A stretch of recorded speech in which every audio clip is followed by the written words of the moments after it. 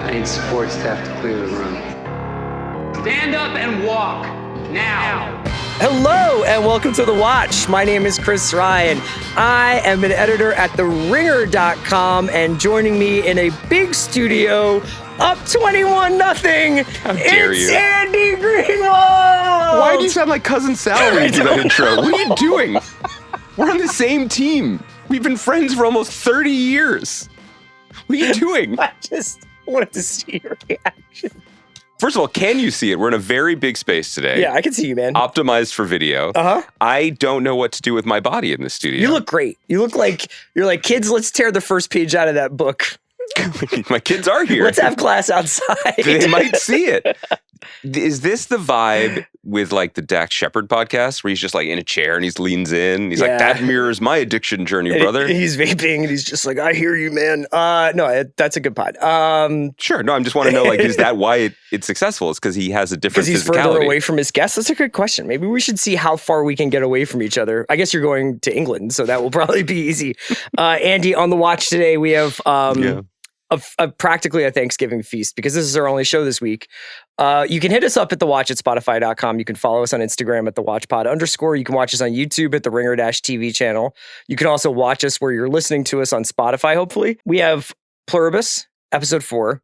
We have Landman, episode 2. Right. And I have a bunch of other stuff for you today, so I'm excited to get into a frank exchange of ideas about popular culture and American life. Of the 2 trips I had to take to Texas yesterday, back to back. I really didn't expect I my knocked time. Landman out on Fridays specifically for this reason. I really didn't expect my trip to Midland to be preferable. Yes. To be more enjoyable. Yeah. I really didn't. Can I ask your psychology about something before we get into our day? Of course you can. Just because we're further away doesn't mean I'm any less close to you. That's beautiful. You, at the time I was a little dismayed, but you did duck out of an in-person viewing. I did. Of yesterday's catastrophe. I had to prepare for The Watch. How's that going? I don't think you're ready for what you're getting on The Watch today. How do you feel about your choice? Because I think that, I think you are a steady guy. And you realized in real time that what you were missing was an opportunity to have the real feast or famine AG experience. Yeah, I think I've gotten my healthy, fair dose of that throughout my life. I didn't pick that. That was not my choice because I wanted to avoid you or anything like that. I got to say, I mean, do you want to actually talk about the Eagles right now? What do you want to talk about? TV? We've been doing this podcast for so many years. We could set the agenda. Do you think they have it? Because I don't think they have it. I don't think the offense has it. So if you don't think they have it, what are you watching, right? Like you want to I'm watching for week-to-week enjoyment and to talk with my friends about it. I love this team, but like when I watch it, I don't see it. I think they have it if they could get a competent offensive coordinator. I guess so. I think they got the horses, they got the players, but they do not have the mentality to execute. Because I watched that first half, and I was like, most teams in the league are bad. We are not bad. Yeah. If we could just stop tripping over ourselves, we would be dominant. And I still think they can win. I think maybe, you know what? I could be wrong. Also, there's like those weird seasons too where you get like a weird Ravens season often, like where they just like rattle off a bunch of wins on the back of they're doing it right now. And then they come storming in the playoffs and you're like, God damn, the Ravens. But so like, I just feel like I almost would have preferred us being our record being a little bit worse and then us like rising towards the second half of the season than this like obviously fake 8-2 team that's I don't think it's enjoying fake. each other's company. I just think, and the defense is good. My thing is we are so skewed, and I realize this. Let me just preface this by saying, despite being the equivalent emotionally of a 4-year-old when it comes to sports fandom, I own this. I know how good we have it, and I feel fantastic about whatever happens this year because we won the Super Bowl with my favorite guys. It's fine. Sure. It's fine. Sure. But these last few years, totally I'm fine. really chill. I am vibrating at a frequency that you can't see from the distance you're at right now.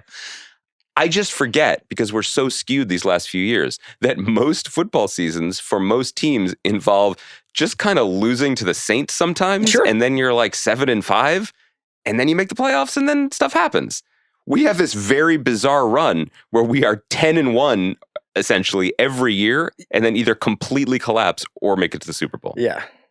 And I know no one's complaining. No, there's nobody is listening to this pod right now and just saying, these guys, I really feel for them. I just want to say that I had a wonderful, this is true, I did have a wonderful day regardless. It was tonally different though, I think, because you are, as I said, a steadying force. You know, you don't get too high, you don't get too low. When I turned to our mutual friend Tyler, who was nice enough to host, and said, they're going to lose this game, that was, I believe, the top of the second half, and it was 21-0. Yes, I had a similar sentiment. But you would have been a corrective. What Tyler did, and God bless him, and he'll love to be shouted out like this, is that what he then spent the second half doing was giving Sora AI a series of prompts to create videos of him in a fur coat interacting with Eagles fans on the streets of Philadelphia. Which, including singing in a church choir with them, which did keep the mood different. I would say. That? See, you think this is a wedge issue now. You're seeing my interest in his really, really crazy videos as a sign that I'm willing to bend the knee to Sam Altman. I'm just saying, another version of you would have left the second that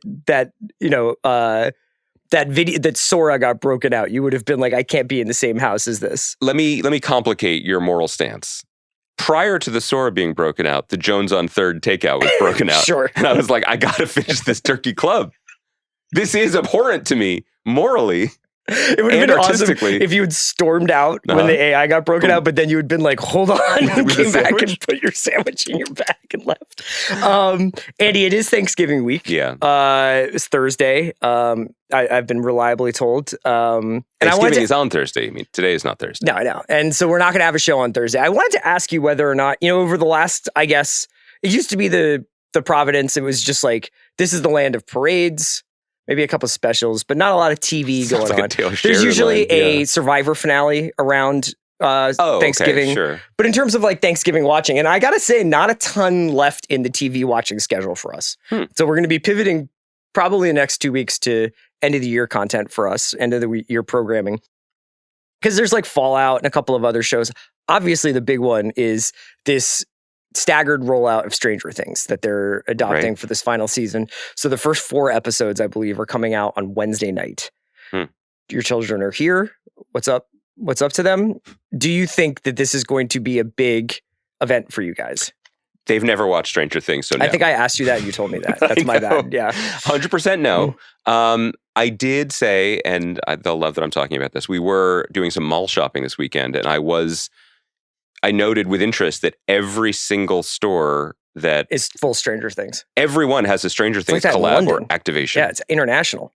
It's big. Yeah. So this is only on this podcast can you get this kind of cutting edge content. Haven't seen the show, don't plan to, but saw some sweatshirts. The counter programming to Stranger Things this week would be probably Disney Plus airing the Beatles anthology with some additional Beatles anthology footage of the Beatles, surviving Beatles listening to and putting together the anthology. I was so excited for the punctuation to fall differently. I thought you said some alternate footage of the Beatles surviving. And of don't do that. Of John Lennon. To laugh at that. John Lennon doing what Ali Larter did on Landman 2 and just disarming the dude. Yeah. And then Yoko trips him. And then what happens for the next 40 years? So those are the 2 big shows this week. I don't think I'm going to check out the Beatles anthology. I feel like I'm up to my brim in Beatles at this point. And also you got to save a little bit of juice for the 4 movies that are forthcoming, right? 20, I think those are 27. Is that when they're going to drop? It would have to be, yeah. Yeah. So what are we watching instead? Well, this is what I'm doing. This is what I did this weekend. I watched 4 hours of The American Revolution. This is great for you. Ken Burns' new documentary that's on PBS. It's a 6-part, 12-hour piece about the American Revolution. Obviously, a lot of the episodes like focus on areas that we grew up mere miles away from. Sure. Should I say the name? Should I say Valley Forge? Just go ahead, son. That's it. No, what about like Independence Mall and everything? Oh, like in Philadelphia? Yeah, sure. Of course. I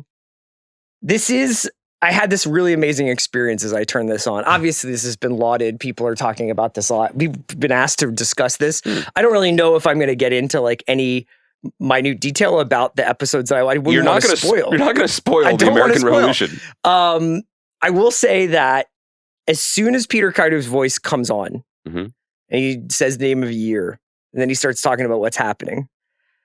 I felt, it wasn't even goosebumps. It was like I was transported back. And I realized that these documentaries, Civil War, baseball, jazz, country, the World War II doc, the West, and even Vietnam recently, like, have kind of served as this drumbeat in the background of my mind throughout my entire life.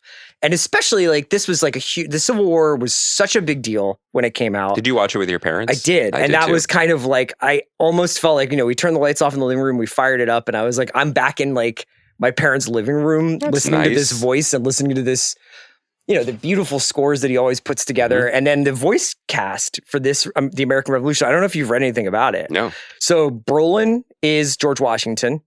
Oh, damn. Oh, they cast it like that? Oh, they got Giamatti back for John Adams again and again. The iconic performance.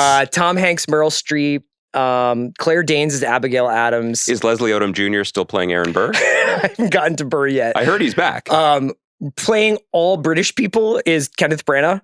Like, he's playing all the Brits? No, it's like Kenneth Branagh, Tobias Menzies, Donald Gleason. Wait, is it Donald or Donald? Donald Gleason. Was there somebody else?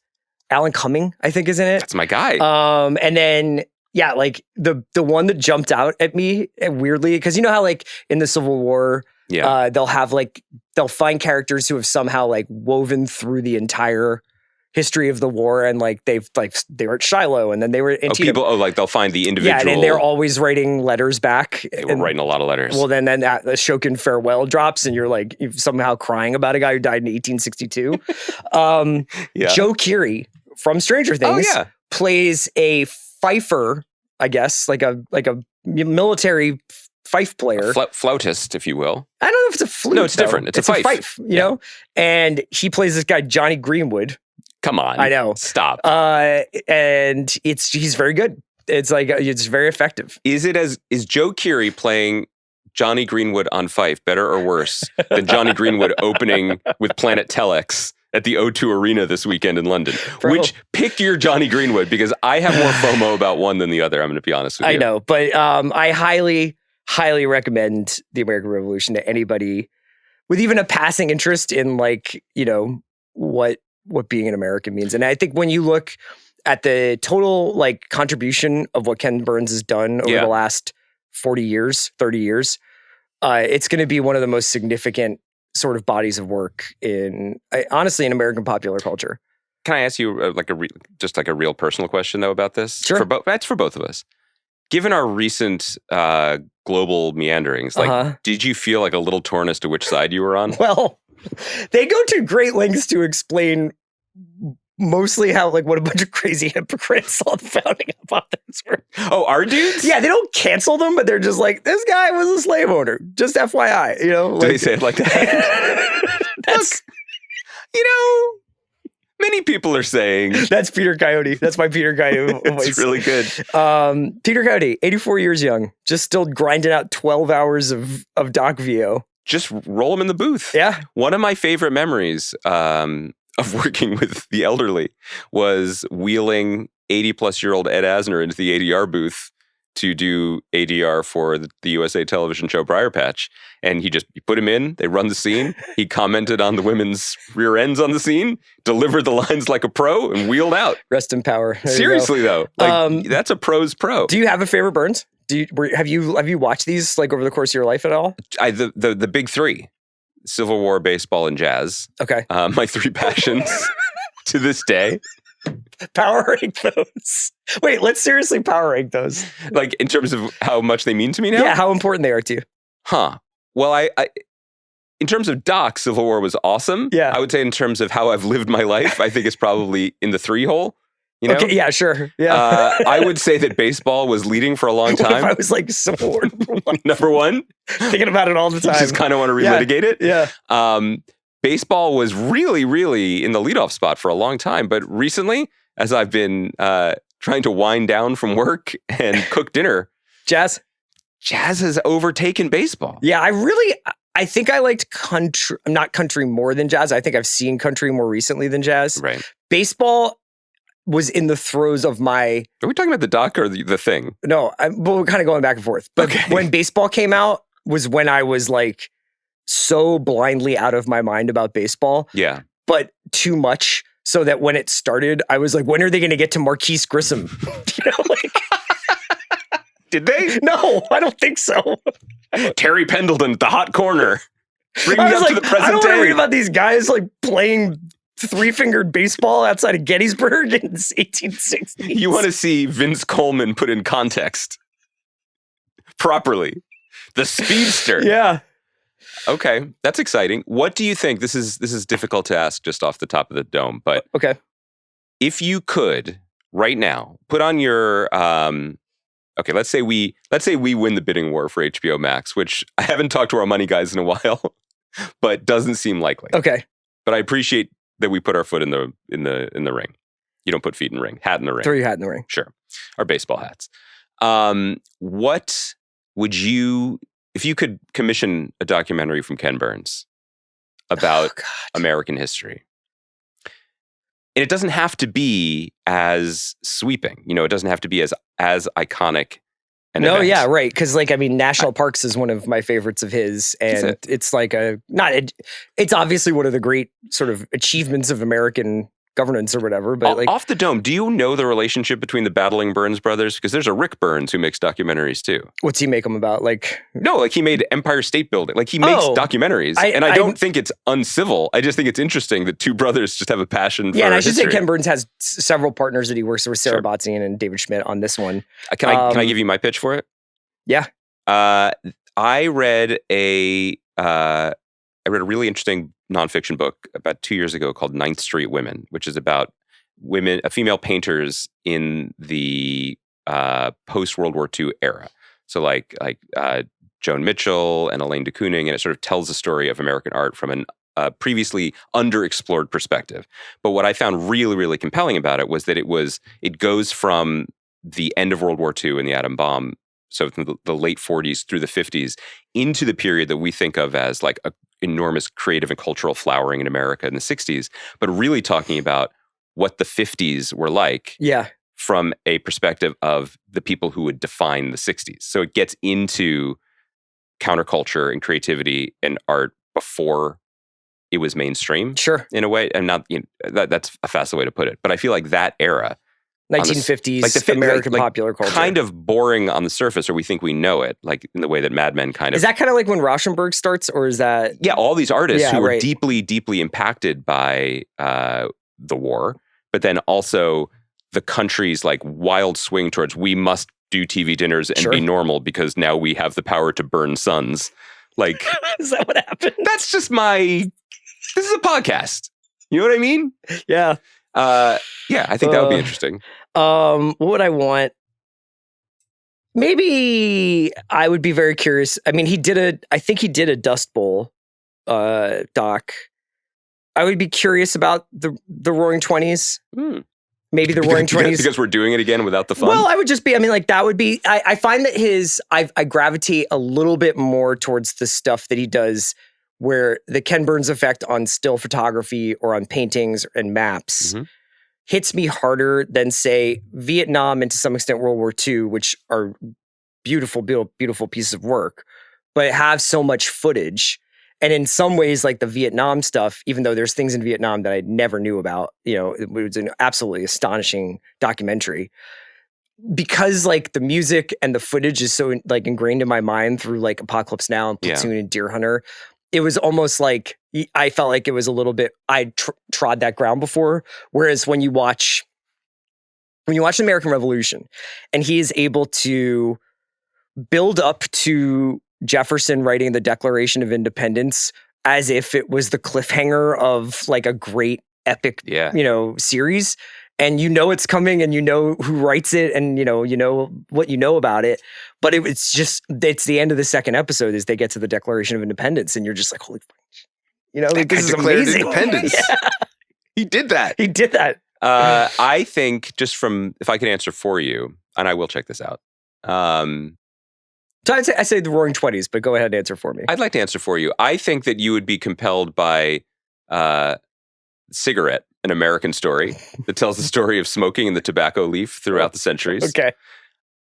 Also, do you think that at some point, as like a desperate cash grab, Ken Burns will do Meet Me in the Bathroom, the early 2000s? I think you could dream a little bit bigger. And then it's like you writing an email from your Hotmail account to me. No, being I would like, be the new Peter Coyote. But you would be one of the characters because you were everywhere. In kind 2002, Julian Casablancas was at Tim Hangar Bar. Goldsworthy was producing for Trip Hop Acts when he received a call from James That Murphy. was the year James Gray released A Million Little Pieces, you know? James Frey, right? Frey, sorry. Yeah. James, I thought you were going like, that was the year James Gray directed Little Odessa. See, this is gold.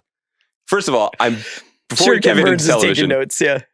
Kaya, the headline for this podcast being Andy and Chris suggest Ken Burns documentary ideas. What about this? What about this Eagle season? But he has to do it the way, so it's just like I think it's just letters from N'Kobe Dean. In 2025, Nick Sirianni lost his mind. Yeah. This is gold. He thought if he ran Saquon Barkley into the backs of 6'4" men 100 times one day, it would nonstop. Work. Yeah. A couple of trailers before we get going into the in-depth and sober conversations about Landman that we are known for. Mm-hmm. Industry season 4, the teaser dropped. Yeah. It's the only thing I'm going to watch. I don't want to watch a trailer for this now. A perfect amuse-bouche for this series. I cannot wait. January 11th, I believe it comes back. Yeah. We get a couple of glimpses of Max Minghella and Kieran Shipka. Yeah. And Cal Penn. Yes. As the additions. There's some speculation online that David Johnson is in this teaser. I did not catch that. I didn't see that, but Charlie Heaton, I believe that guy's name. That is right. He's at the nightclub. Yes. I'd love to bring it back to Stranger Things whenever possible. Yeah. He's in this. And obviously Kit Harington back. And so this looked borderline like a psychosexual thriller. Yeah. And we are obviously now contemplating this series without Pierpoint. But what were your takes on the series, on the teaser? It's a beautiful teaser. I agree with you. I'm good. I would say two things. One, beautiful. I will say beautiful again. It looks gorgeous. The imagery is rich, and iconic is the wrong word, but they're playing with a much, much, much more expensive visual palette, which doesn't mean they got their budget increased. I just mean that one of the things that we were fascinated by in the 3rd season, I think, was Mickey Down and Conrad K., our friends of the pod, took a bigger step forward, not just in terms of their creative storytelling, but creatively, full stop. They directed the last episodes of that season. They are directing on this season as well. And they are taking the show into a different visual landscape. Yeah. It's more Baroque. There's scenes that look straight out of like Sofia Coppola's Marie Antoinette, or further back to Barry Lyndon almost. And we commented on that in the last season. I think that's fascinating. And I think that without getting into the content of it, which we haven't engaged with, I think it's exciting to see shows continue to take massive steps up in terms of ambition, certainly.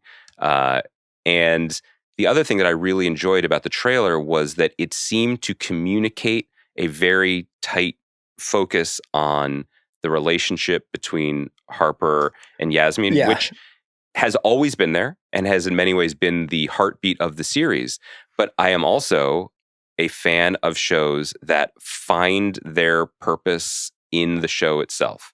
Like, I don't know, I feel confident saying this without having them here to back me up or contradict me, that if you had pulled those guys aside 4 or 5 or 6 years ago. Said, is this show about these two people? And about how they do or do not look after each other and how they cannot quit each other, I don't think that would have been the answer. And I think that in TV, that's great. Yes. In movies, that's a problem. Yeah. But in TV, if you are given the runway to grow, and if you have the chops and the ambition to deliver on that, it's okay to find your story as you go, because we certainly haven't suffered in terms of plot up to this point. So I find that really interesting.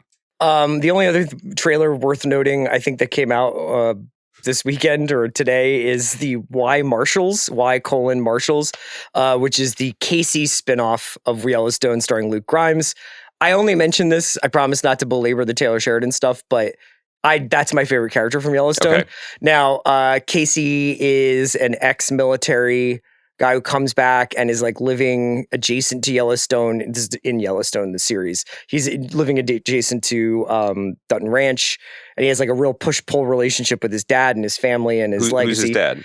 John Dutton, the Kevin Costner character. Oh, okay. And he likes to kill guys in his role as I believe Bureau of Land Management, but I can't quite maybe Ranchers Association. You're just making up words now. There's a lot of like weird, like, is this actually a governmental agency or just a kill squad stuff going on in Yellowstone? Like the people who investigate old age homes on Landman. Sort of extra legal. Yeah. But in this, he obviously joins the United States Marshals, a group led by another actor I like quite a bit, Logan Marshall Green. Mm-hmm. So the thing I wanted to mention is just that this is apparently going to be on CBS. Yeah. As opposed to Paramount Plus, which most of Taylor Sheridan's stuff is. It also says executive produced by Taylor Sheridan. So I wonder whether or not, I think I mentioned when we were going through his sort of work that he owes, quote unquote, Paramount before moving to Peacock. I think he's executive producing this. I don't know if he's writing it. I didn't catch who was, but CBS and a different writer, it'll probably be a different kind of show. I think maybe a little bit more procedural. I would like it if I could downgrade my own life from prestige streaming to basic broadcast network. I just feel like that would lower the temperature, and the stakes to a degree that I think would be nice. Don't you think we should be able to do that? Yeah, I mean, it would be cool just to be like, there's no profanity, there's no gaping wounds, and we'll be back next week. And who's the director of the FBI for us? Whoever is the director of the FBI on a Dick Wolf show.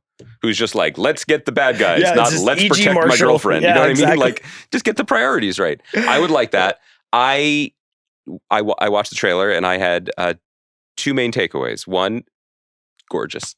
Sure. Gorgeous scenery. Yeah. Two, I'm really glad we're finally... As featured in Ken Burns' documentary, The West. See? It's all connected. It's all one series. I thought it looked beautiful. Charlie Heaton also walking across the... Briefly. You didn't notice him in either. That's one takeaway. Second takeaway is I'm very grateful that there will finally be an hour-long show that will once and for all answer the question, can you be a good person if you do bad things? I don't think we're going to get to the bottom of it and why Marshall's season 1. You think later maybe on? He's season 2, 3, we get more of a clear answer. It's funny. It does... You could watch it on mute and you would know whose show it is, not because of the Yellowstone-ish settings, but because there's warbird helicopters just looming out of not just like the budget document. Warbird but a helicopter style? No, you know what? It's a point of pride for me that I cannot distinguish. I know two, Apache and Blackhawk. Okay, that's great. How many do you think there are total? Like dozens, I'm sure. Or there are 4. What would be more surprising to you? Over under. It would be surprising to me if the military industrial complex was like, we're good at 4. That's right, brother. You're starting to see the big picture. Well, Thomas Jefferson opened my eyes. That's right. Last week when we talked about Landman, and we're going to talk about Pluribus too, right? I was going to say, why don't we start with Pluribus to not give it short shrift at the end of a dizzying Landman discussion? I feel like once people heard we were doing PBS docs, they locked in, but okay, sure. Episode 4 for Pluribus, written by Alison Tatlock, who worked on Breaking Bad and Better Call Saul and is a Vince Gilligan coaching tree member. And this one is... picks up largely right after episode 3, where there's been this grenade explosion and Zosha has been injured. But Carol is undeterred in her quest for basically applying a narrative and getting a sense of the story that she is now occupying, which I thought was kind of the sort of underlying theme of this episode was this: what would happen if a writer was put into this position and started to try and put together a story and put together rules of a universe.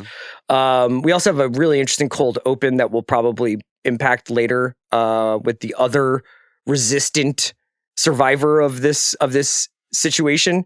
What did you think of the episode? I loved this episode. I thought this was the strongest episode since the pilot, and I've liked all of them. But I thought this episode had such propulsion, the logic that is the hallmark of all Vince Gilligan shows. If not this, then that. Mm-hmm. You see that, and even in the opening with the guy Manusos in Paraguay, like you see his thought process, you understand his circumstance. You sprinkled a little bit on Paraguay there. Just a little bit. I caught it. I just wanted to make sure our listeners did. You were using your authority on war helicopters, and I was doing my part. to just make sure the show has The Watch has a little cultural sensitivity in these broken times.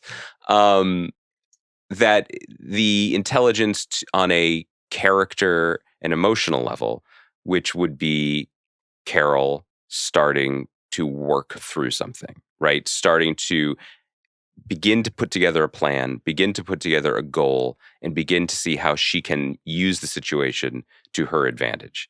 One of the things that I don't think it's really a nitpick, but you did, because you got a sense from some of the other survivors, like how they were using this new reality. Yeah, they were like, I hit the lottery. Selfish ways. Sure. There is the kind of like fan fiction Redditor version of watching the show where you're like, well, why isn't she just asking about all the secrets in the world? Like about who killed JFK? Exactly. Like what was Ken Burns going to make his next documentary on before he was unfortunately joined to the great collective in the sky? Well, she would be able to get visited by Ken Burns, theoretically. That's right. Yeah. And Ken could be like, that's what Rick was going to do next? God damn it. But that she used it to ask about the most important question to her, which is not necessarily about secrets of planet Earth, but about what her wife truly thought about her work. So I just thought that there was like a really, really smart and elegant aligning of the larger plot propulsion with her own internal needs. I thought that was so well done. I also really appreciated the return of menace, because in the first episode, you have that great George Romero, Night of the Living Dead kind of horrific sequence. And then since then, it has been played, I mean, mostly for laughs in a way that makes me laugh every time. One of the best things about the show is every time anyone says "Hi, Carol," I laugh. It's really funny. It's funny no matter what. Yeah. And it's such a recurring, such a reliable bit. But the way this episode ended with the intensity of the hive mind and the group, first of all, just physically appearing and then weeping and then speaking in one, asking to save a life, please move aside. And you understood, again, the stakes that she was existing in terms of every life on Earth. It was super creepy, and we can, I'll cede the floor, but like I thought that this was also one of the show's thus far strongest episodes in terms of, boy, AI is a nightmare. Like, so we'll circle back to that. What did you think about the foregrounding of her identity as a writer? Because I thought, aside from obviously we get a glimpse of her whiteboard, we actually got a cool email about somebody from a listener named Lauren emailed us about just being blown away by this hidden kind of mid-century modern writers enclave that she has with the whiteboard, trying to come up with new ideas for her romantasy, the White Caro books series. And then she starts to apply that kind of architecture to her current situation. Yeah. So writing down the things that she knows about the others. And furthermore, like you just alluded to, it's almost like if you could have any wish, if you could ask any question, and hers is like, but did you really like my writing? Yeah.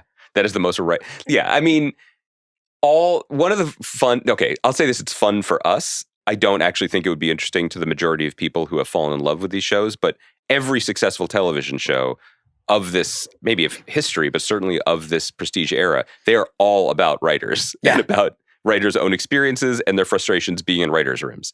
Famously, that's what the money is for speech was Matt Weiner's relationship with his mentor, David Chase, on The Sopranos. Sure.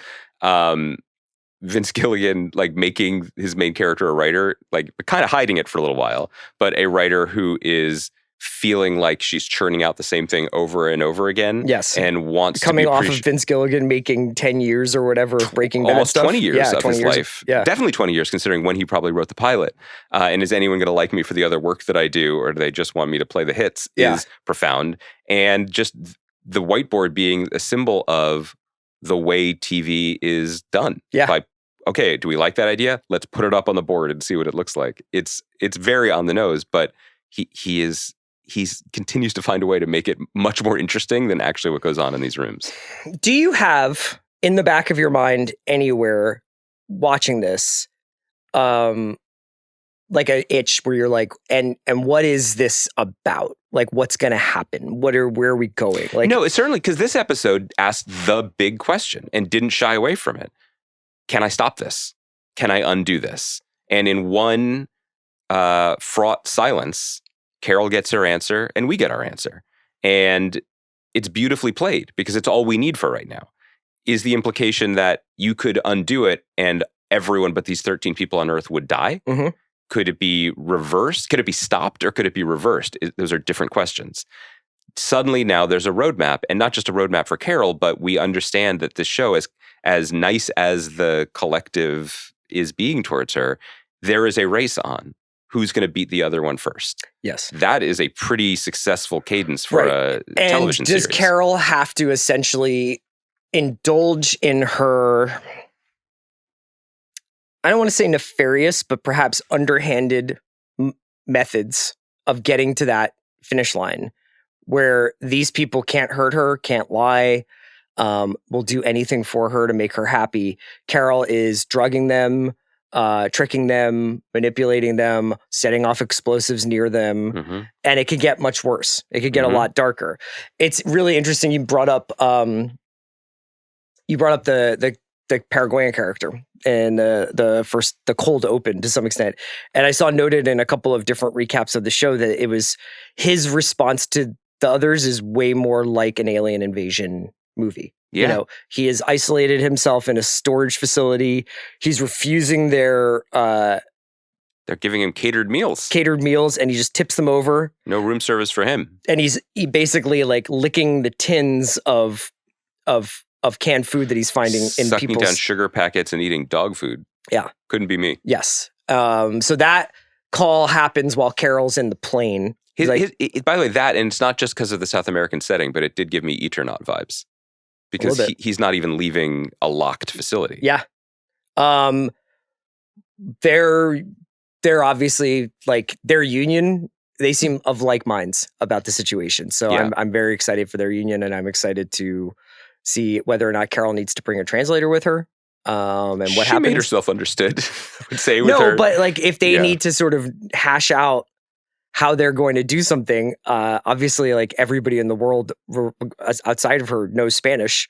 So she could bring somebody, but they're going to then be privy to what they're discussing. What was your take? Well, let me just say one other thing before we get into the actual like mechanics of what she was doing and what she was injecting and when. The two great cameos this week. Jeff Hiller. Yeah. Mayor Tim Keller. Yes. Whose smiling visage and he's actually the mayor of Albuquerque. Yes, his smiling visage greeted me every time I got off a plane in Albuquerque. He's been in office quite some time. He's our contemporary, same age as us. And how long has he been in office? Clearly accomplished a lot more. Is there term limits in Albuquerque mayoral elections? I should have Googled that. Haven't. Don't know. But he was definitely the mayor in 2018 and 2019. Okay. Oh, maybe he had to step down for a few years. Maybe there was an interregnum. Should we spread a little dirt? Or we maybe Putin'd it, where like he became the vice mayor for a couple years. Yeah. Oh, damn. Albuquerque is a pretty interesting place. I thought that was great. And then Jeff Hiller recently off his Emmy win. Yeah. From somebody somewhere. One of the fun things about the premise is anybody could be on the show, either potentially as themselves, as we saw in The Mayor, or any actor could show up at some point also as themselves or as a character. And because it's Vince Gilligan just flexing on the show, he's like, I like that guy. I want him to be the one to deliver some of this news. Would you have been excited if Jesse Pinkman sold her some heroin? Oh, well, he didn't dabble in that. He kept it pretty clean. He just stayed with the blue. Yeah. I did like that scene where the pharmacist is like... Didn't Jesse's girlfriend? Yes. Yeah. But he didn't sell it. Yeah. And also after that happened, which chronologically would be before the events of Pluribus. So he probably would have been like, Carol, let me tell you, this is a dark road you're going down. I think 100%. And her dad, the air traffic controller, maybe, he had some things to say. Oh, Jesus, forgot about him. Dark. Fun show. So what did you think of the whole truth serum? Ingenious concept. We don't get enough truth serum in shows anymore. Well, I also liked the fact that she screwed it up. Yeah. When she gave it to Zosha, like in that it wasn't just like, oh yeah, of course, there's just truth serum. It's really easy to give to somebody who's also been through a traumatic medical experience. Do you think, I didn't watch, if there were scenes from next week, I didn't watch them. Zosha, like now that's two straight cliffhangers for her? Yeah, that's a tough beat for her. What do you think? She show up in episode 5? I think so. Maybe a little extra ration of strawberry milk. They going to keep her apart from Carol, who seems dead set on trying to kill her? She does like her, though. Yeah. She likes her. She admitted it. Yeah. Under oath. That's what I call sodium pentothal. Do you think we should do a truth serum episode of this pod? Brother, every episode is a truth serum episode. Never lied once. Neither is Taylor Sheridan. To my detriment. Yeah. Let's get into Landman, episode 2, which I think I texted you after I watched. You did. And I said, that was legit good. And then I went back and watched it again. Did you change your thought? Well, I wanted to basically, because last time I think we were sort of stunned into awe, but also into incredulity that Angela's white truffle meltdown. And we've gotten several emails about Central Market and how it would not be in Midland. Angela would have purchased those truffles in Fort Worth and then brought them. Well, distance does not seem to be an issue, right, for people with trucks in or Texas. private planes. Or private planes. Yeah, they do seem to cover a lot of road miles. Yes, as does Tommy in this episode, who seems to crisscross Texas 3 times. He just turns right. I mean, first of all, we'll get to his parenting style, which I really, really came around to this episode, but he just pulled a Yui. So we have a return to the nursing home, which is honestly like giving me a tumor. Did you have that on your bingo card? No, I knew that it was. I honestly am pretty upset about it. Are you? Just kind of like, let me hold space for that. Talk to me. Okay, no, because I don't want to lead with it. Okay, what do you want to lead with? I want to lead with the fact that this was the Cooper, Tommy, TJ stuff. The Cooper's Too Good to Be True oil wells was a very good corrective.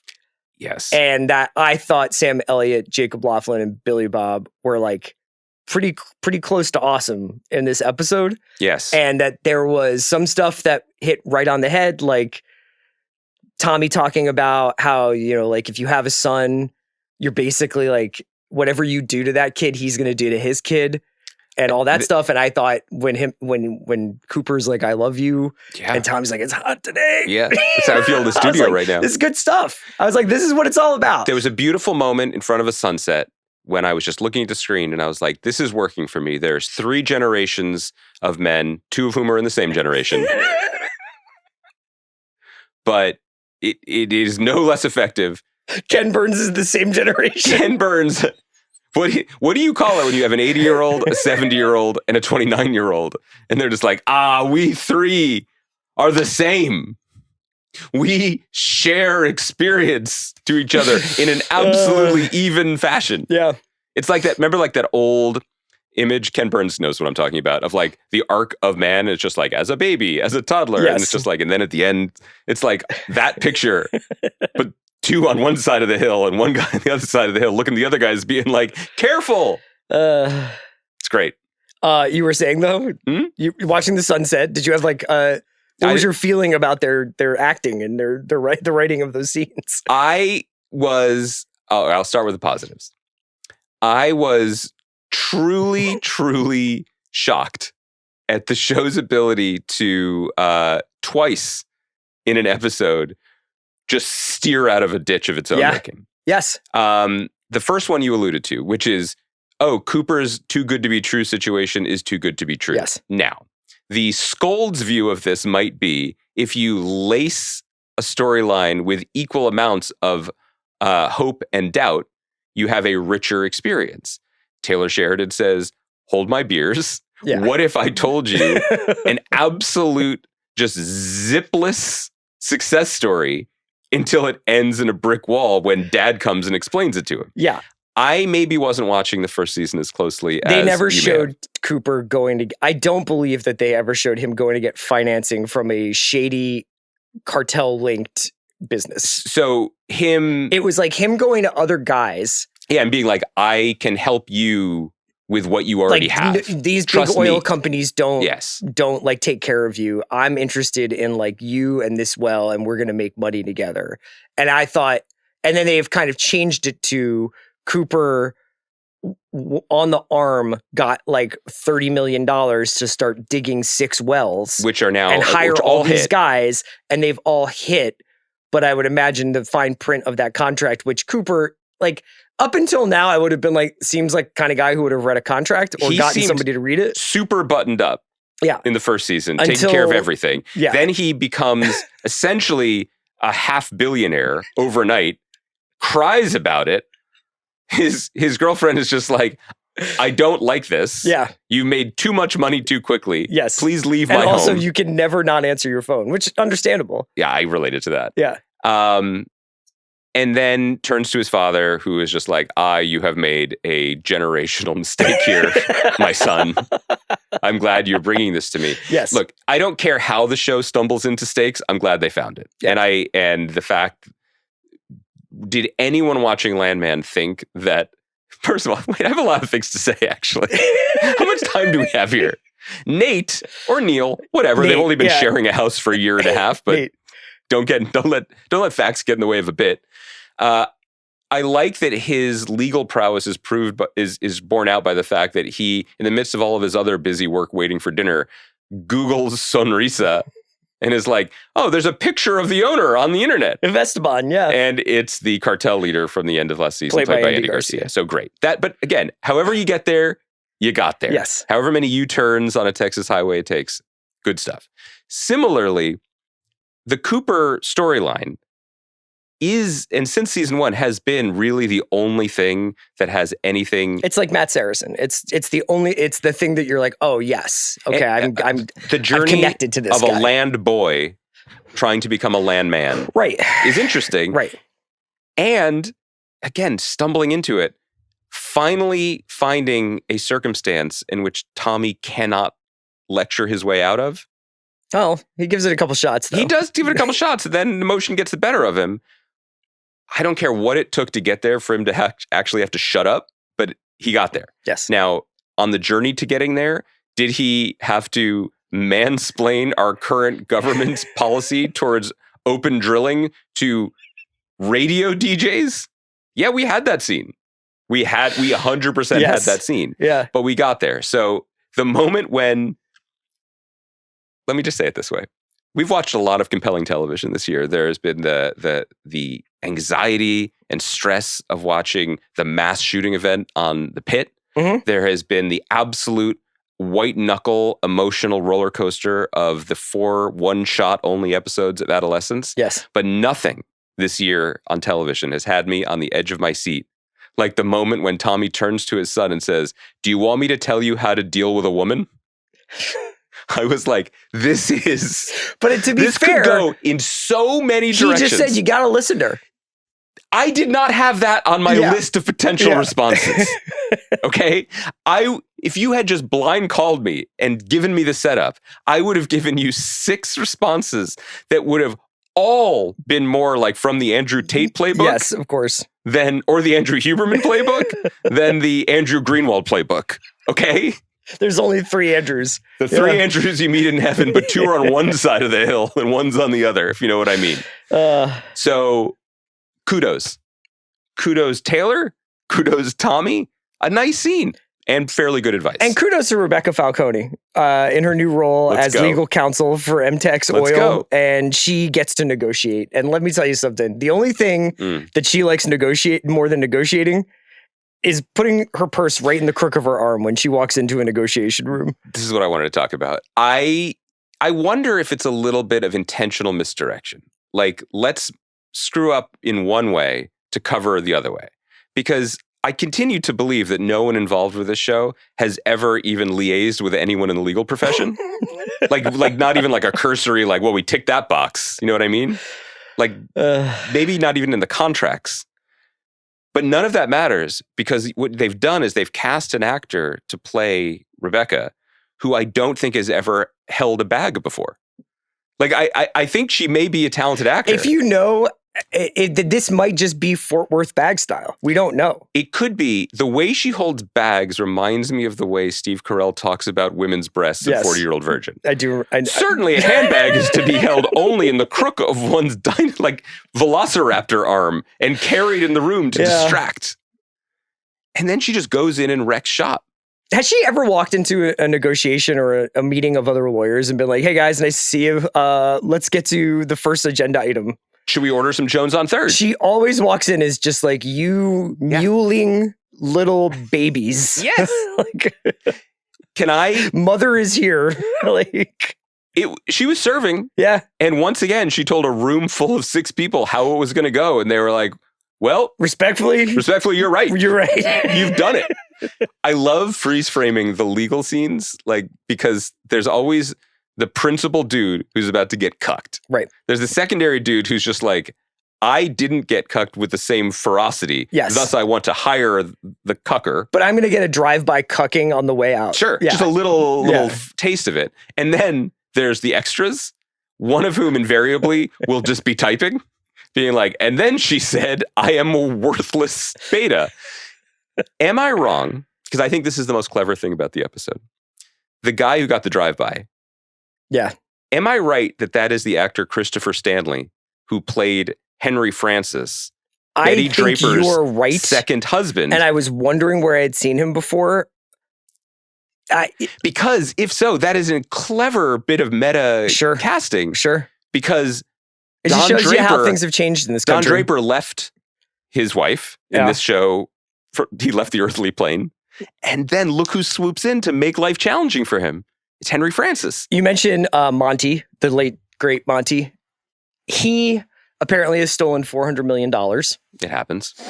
And that is going to be one of the, I mean, it's so funny. I want to say, obviously, a season-long question is going to be. We don't know that. It's like, I think Cammy's going to figure this out after spending 10 minutes in his completely untouched office. The Cammy office montage was elite. I dare our viewers to set that to any music available to them to find the best one. Like, one thing that shows up on my feed constantly. Any song from Brat will work. Sure. Yeah. One thing that shows up on my feed constantly is Cholo Dance Daily, where a dude is just doing like big dance, like while the cars are bouncing, and you put it to music that it shouldn't fit with, but it does. Do that for the Tammy scene, please. Cammy. Okay. Fine. Honestly, with the show, it could be Tammy by next week. But her with her like thinking glasses and her Googling. Yeah. I loved it. So there we go. And then we'll probably get some Andy Garcia next week, I would hope. How did you feel about Adriana's heel turn? Like, I think were you heartbroken? I know that there are no notes for this show. Clearly. But that felt like a note. Not a note, like in terms of it felt alien. It was just like they all of a sudden thought of like consequences and obstacles for multiple characters in this episode where there had been none. Yes. Like if you're like I was legit like, what's going to happen? Is Cooper going to become an evil oil baron? Like, because he's just made $500 million. He's got the love of his life. And is this about like how oil corrupts the innocent? Right. And no, I mean, we're going to Tommy's going to have to get involved, get his hands dirty in this like situation. I also just really still like, I almost want to watch Landman with you more than I want to watch the Eagles with you, because I want to know how you're feeling when we have a 5-minute scene of guys making venison burritos.